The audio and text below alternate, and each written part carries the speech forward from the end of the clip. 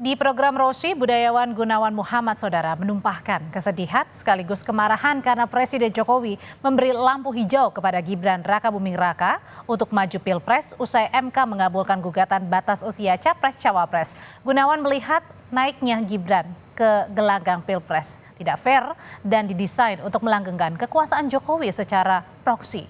Ia juga menyinggung soal pemimpin bodoh dan takabur yang mempermainkan hukum demi kekuasaan.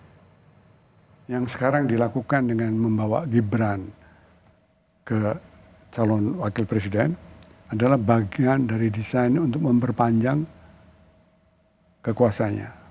Saya tidak mengatakan bahwa itu dinasti, enggak, saya tidak berpendapat begitu. Tapi saya berpendapat bahwa dia akan memperpanjang kekuasaannya dengan by proxy. Jadi yang jadi presiden Prabowo, dan di situ ada Gibran yang dia kendalikan. Nah, kemudian problemnya adalah pertanggungan jawab konstitusinya gimana. Kemarahan saya, terutama seperti kemarahan banyak orang, adalah tidak adilnya cara Gibran, anak presiden, naik ke atas. Bukan karena Gibrannya, bukan karena umurnya, tapi karena tidak fair. Dan ketika ini merusak sistem di kehakiman, terutama tingkat Mahkamah Konstitusi, itu berbahaya sekali. Karena nanti ketika kita membutuhkan mahkamah ini sebagai wasit yang tidak memihak, orang tidak percaya.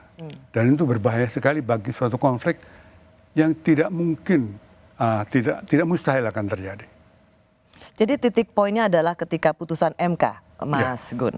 Karena saya tahu Mas Gun juga mencuit di 17 Oktober yang mengatakan yang kita dapat dari tontonan Mahkamah Konstitusi untuk Gibran adalah kesadaran bahwa kekuasaan buat penguasa bodoh dan takabur.